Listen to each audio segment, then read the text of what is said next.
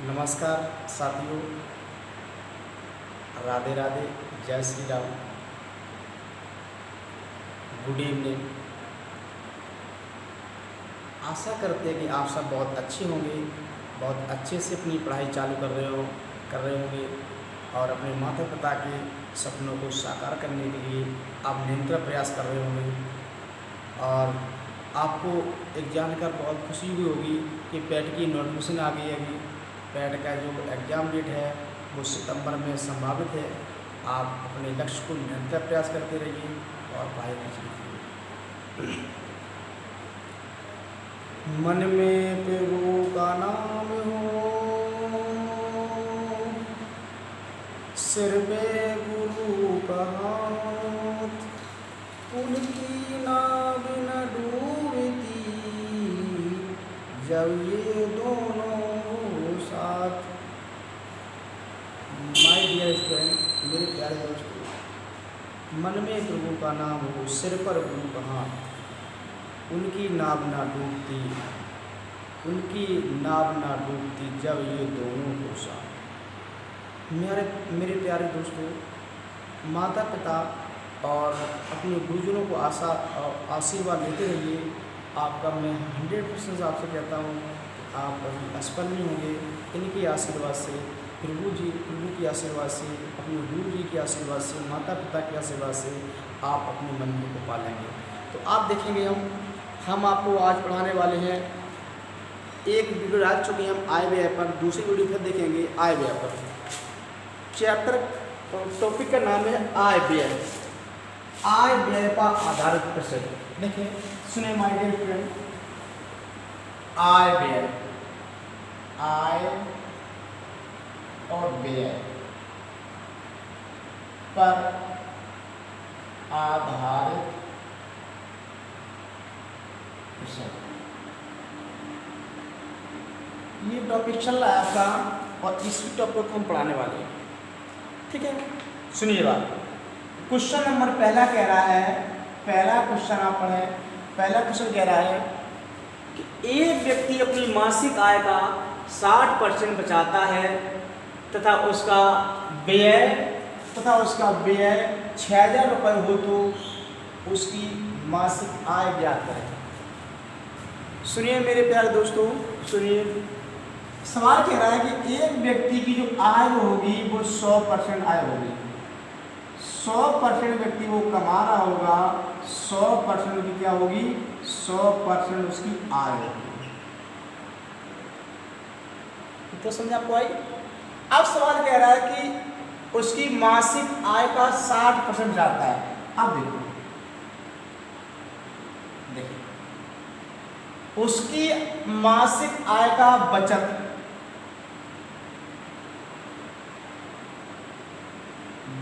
और व्यय, क्या समझाई? एक व्यक्ति ने 100 रुपये कमाए और 60 रुपये बचा लिए, तो जब उसने 60% बचा लिया, आप कहोगे कि 100% उसने कमाया और 60% बचा लिया, आप कहोगे कि 40% उसने खर्च कर दिया होगा। ऐसी बात है कि 100 रुपये उसकी इनकम है, 100 रुपये में उसने 60 रुपये बचा लिए, तो 40% उसने खर्च किया होगी। और जो उसका खर्च या व्यय, जो ये उसका जो व्यय है, ये व्यय किसके बराबर है? आप बोलोगे 6000 के बराबर है। इतनी बात क्लियर है? कुछ 40% की जो वैल्यू है वो 6000 के बराबर है। तो आप निकाल लो कि 40% इक्वल टू 40% बराबर है किसके? 6000 के। 1% का मान कितना होगा? 6000 बटे कितना? 40। आपसे उसने पूछा कि कुल उसकी आय क्या है, तो आपसे 100% का मान पूछा गया। मेरे बेटा 100% का मान कितना होगा? तो काट लो इसमें, तो काटो, इस कितना आएगा यहाँ पर? काट कितना आएगा यहाँ पर? 15 चौको 60, 150 आया, 150 आया। तो 150 गुणे आप 100 करोगे तो ये कितना आ जाएगा? 15। समझ आपको अच्छे से है, कोई बात दिक्कत? एक जीरो जी कट गई आपकी, इससे भाग दे 4 से, तो 4 एकम 4, बचा कितना 2, तो 4 पंचे 20, तो 150 गुणे 100 बराबर 15,000। ये 15,000 जो उसका आया है, ये क्या है? आय। अगर आपसे पूछता है व्यय क्या है तो गुणा इसका कर देते, और आय बचत क्या है तो गुणा इसका कर देते। यहाँ पर 100 की जगह पे आपके ये सारे आंसर आ जाते। समझ में आया? समझ में आया मेरे प्यारे दोस्तों? अच्छे से क्लियर हो गया होगा। नेक्स्ट क्वेश्चन देखेंगे। अगला क्वेश्चन क्या कह रहा है? अगला क्वेश्चन देखें, जानवी अपनी मासिक आय का 40% खर्च करती है तथा 24 रुपये बचा लेती है। मासिक खर्च ज्ञात करें। देखो, मान ली जानवी की जो इनकम होगी वो 100% होगी।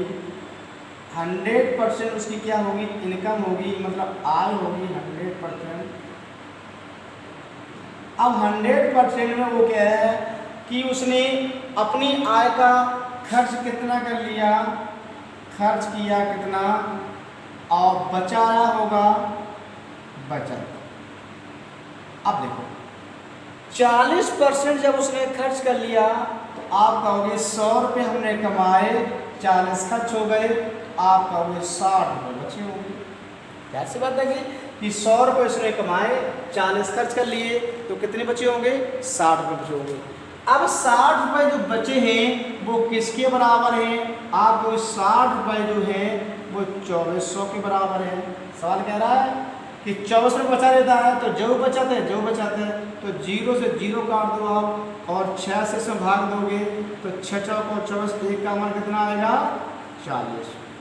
फिर देख लो, 0 से 0 काट दोगे आप और इसका इसमें भाग दोगे तो 6 का भाग आप 2 से 40 दोगे तो कितना आएगा? 40। अगर आपसे पूछे उसकी आय क्या है, अगर आय पूछ रहा है तो आय क्या, तो गुणा कर देना 40 का, तो कितना आ जाएगा? 100 गुणे 40 बराबर कितना आ जाएगा? 4000। अगर आपसे पूछ रहा है कि उसका खर्च क्या है, तो खर्च ये आपका 40% है, इसमें गुणा कर देना 40 का, तो कितना आ जाएगा आपका? गुणा कर देना 40 का, कितना आ जाएगा? 1600। 1600 रुपये खर्च हो गया,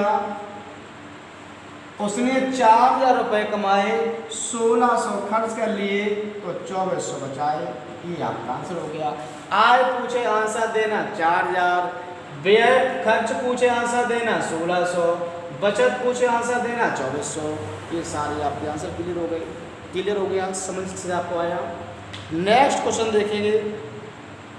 नेक्स्ट क्वेश्चन देखेंगे माय डियर स्टूडेंट, अगला सवाल देखेंगे और आप लोग बहुत अच्छे से समझ में आपको आ रहा होगा। तो अगला क्वेश्चन देखिए, क्वेश्चन नंबर 3 क्या कह रहा है? क्वेश्चन नंबर 3 क्या है? देखो क्वेश्चन 3, श्रीमान ए अपनी आय का 20% बच्चों की शिक्षा पर खर्च करता है तथा 10% खाने पर और 10% मनोरंजन पर खर्च करता है, तो फिर भी करने के बाद उसके पास 6000 रुपये बचा लेता है। उसकी आय क्या करें? देखो माय डियर फ्रेंड, एक ही बात समझाएंगे, बस समझते रहना आप। उसकी जो आय है 100% उसकी आय थी। इतना समझ आपको? 100% उसकी आय थी। अब 100% में उसने क्या किया? अपना खर्च बढ़ाया। देखो सवाल कह रहा है कि 20% बच्चों की शिक्षा पर, बच्चों की शिक्षा पर कितना उसने खर्च किया? बच्चों की शिक्षा पर 20%, और कह रहा है कि 10% खाने पर, खाने पर कितना खर्च किया उसने? खाने पर 10%, और कह रहा है कि 10% मनोरंजन पर, 10% मनोरंजन पर, 10%। और आप बताओ बेटा कि उसके बाद में उसने बचाया होगा। अब देखो 100 रुपया उसने कमाए, 100 रुपया में 20 यहाँ खर्च कर लिए, 10 यहाँ खर्च कर लिए, 10 यहाँ खर्च कर लिए, तो टोटल जो खर्च कितना हो गया? आप बोलोगे कि टोटल जो उसका खर्च हो गया, टोटल उसका खर्च हो गया कितना हो गया? 20, 10, 30, 10, 40, 40% खर्च हो गया टोटल। इतनी बात समझ में आपको आई? अब बताओ टोटल 40% खर्च हो गया और 100 रुपये कमाए तो बचा कितना? तो बचत बराबर या बचत बराबर 100 में से जब आप अपने टोटल खर्च बाहर कर दोगे कितना आ जाएगा? ये आपका आ जाएगा 60% आ गया। तो 60% उसने यहाँ क्या किया? 60% यहाँ पर उसने बचा लिया। इतनी बात समझ में आपको आई? तो 60% जो बचत है वो किसके बराबर है? 6000 के। तो 60% का जो मान है वो किसके बराबर है? 6000 के। 1% का जो मान होगा वो 6000 बटे कितना हो जाएगा? 60। इतनी बात समझ में आपको आई? आपसे पूछा क्या उसकी आय क्या है, तो उसकी आय कितनी है? 100। तो कितना आंसर आ जाएगा जी आपका? कितना आ जाएगा? 0 से 0 काटोगे, इससे ये कट जाएगा, तो आ जाएगा 100 गुणे 100 बराबर आ जाएगा कितना?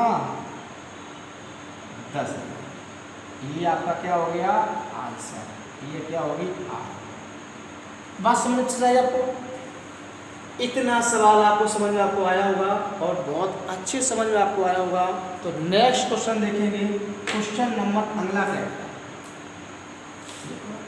देखो साहब अगला क्वेश्चन क्या कह रहा है माय डियर स्टूडेंट।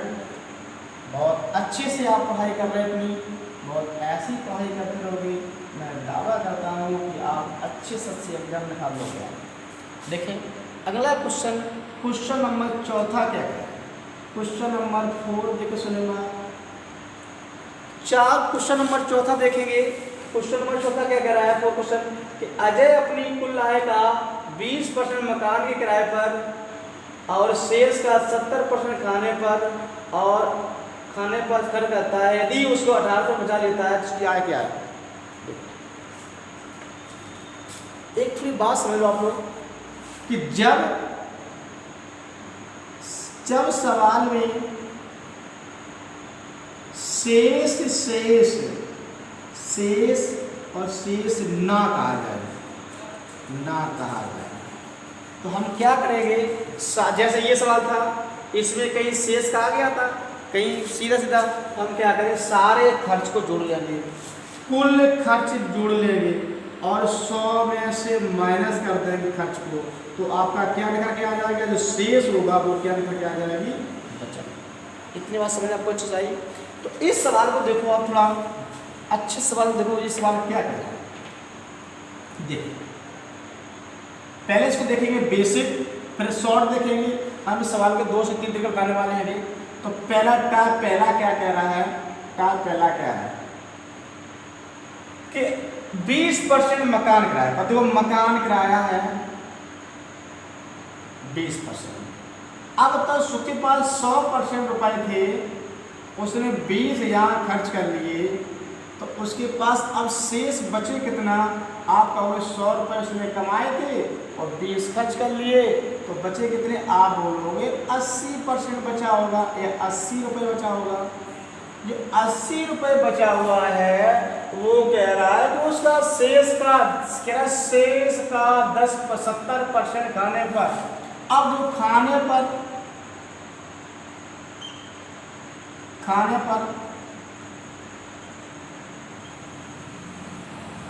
पर शेष का 70%, तो कितना है? 80 का 70। आप बोलोगे कि 0 0 कैंसिल हो गया, 56 रुपये। इतनी बात समझ में आपको आई अच्छे से? देखो अब जो शेष बचाता है तो शेष क्या होगी? बचत होगी। शेष बचत होगी। इतनी बात समझ आपको अच्छे से आई? 100% उसकी इनकम थी, 100% में उसने 20% यहाँ मकान खर्च कर लिया 56% शेष का यहाँ खाने पर खर्च कर लिया तो शेष बचा होगा। अब बोलो कि 20 और 56 76% उसने टोटल खर्च किया। टोटल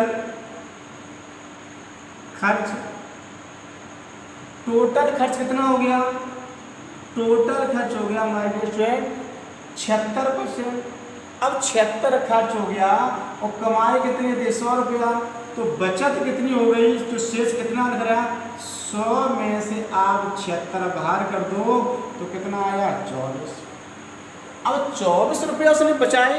अब 24 रुपये जब उसने बचाए हैं तो 24 रुपये जो बचत है वो किसके बराबर है? आप बोलोगे 1800 के।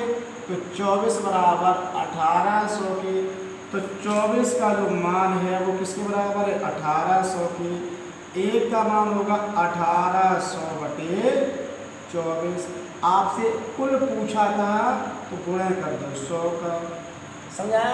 काट लो आप, 4 से काट दो, 4 से 6 से काट दो।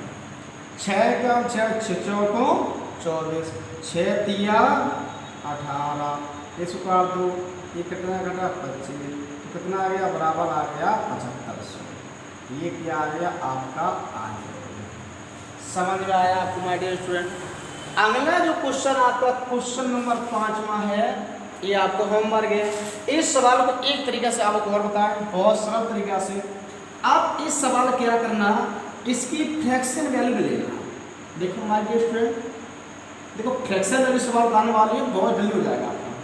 देखो 20% और 70%, इसकी फ्रैक्शन वैल्यू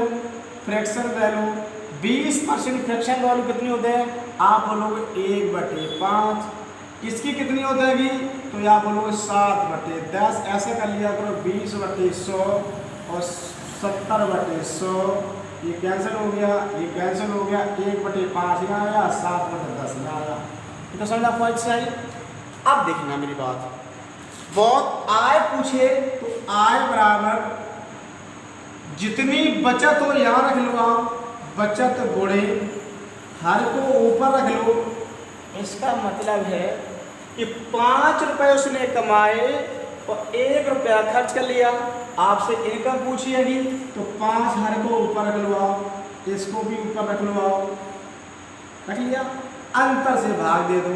कितना? 5 में से 1 गया 4 और 7 में से 10 में से 7 गए कितने? 3। काट लो आप, 3 से काटोगे कितना आएगा आपका? ये आएगा आपका 600 और इससे काटो कितना आएगा आपका? 150। तो 150 गुणे 5 गुणे 10 बराबर कितना आ जाएगा? 7500। ये आपका आंसर आ गया। तो फ्रैक्शन वैल्यू निकाल लेना और फ्रैक्शन वैल्यू निकाल करके आप हर को ऊपर रख लेना। फ्रैक्शन वैल्यू बना के आप हर को ऊपर रख लेना और इनके अंतर से भाग देना। हर और अंश के अंतर से भाग दे देना, आपका आंसर आ जाएगा। ऐसी क्वेश्चन नंबर 5 दिया गया है। क्वेश्चन नंबर 5 जो है आप वैल्यू फ्रैक्शन वैल्यू बना लेना और हर को ऊपर रख लेना और अंश और हर से ऐसा कर लेना। देखो बचत गुणे हर बटे हर और अंश का अंतर, ये क्या हो गया? आएगा। इतनी बात याद रखना, थोड़ा दिमाग में फिर लेना कि बचत जितनी हो यहाँ कर देना, गुणा हर का कर देना, गुणे हर कर देना, जितनी भी हर दिया सब गुणा कर देना और उसके बाद हर और अंश के अंतर का भाग देना, आपका आंसर आ जाएगा। तो समझ में आया होगा आपको my dear student. Question number 5वां क्वेश्चन दिया गया है, क्वेश्चन नंबर 5वां दिया गया है, ये आपका होमवर्क है। इस क्वेश्चन का आंसर आप कमेंट बॉक्स में करना, हम इस क्वेश्चन का आंसर का इंतज़ार करेंगे और आप सब लोग इस क्वेश्चन का आंसर देना। अगर नहीं आएगा तो नेक्स्ट वीडियो में बता देंगे आपको। तो आपको अच्छे से ये सारे क्वेश्चन समझ में आए होंगे माय डियर स्टूडेंट और आपकी अच्छे से पढ़ाई चल रही होगी। अगर आप इस वीडियो में आप इस चैनल से नए जुड़े हैं तो इस चैनल को सब्सक्राइब कर लें, जिससे कि आपको जो हम वीडियो डालते हैं उसका आपके पास नोटिफिकेशन पहुंच जाए। और वीडियो को शेयर और सब्सक्राइब जरूर करें। इसी उम्मीद के साथ हम समाप्त करते हैं। Thank you for this watching.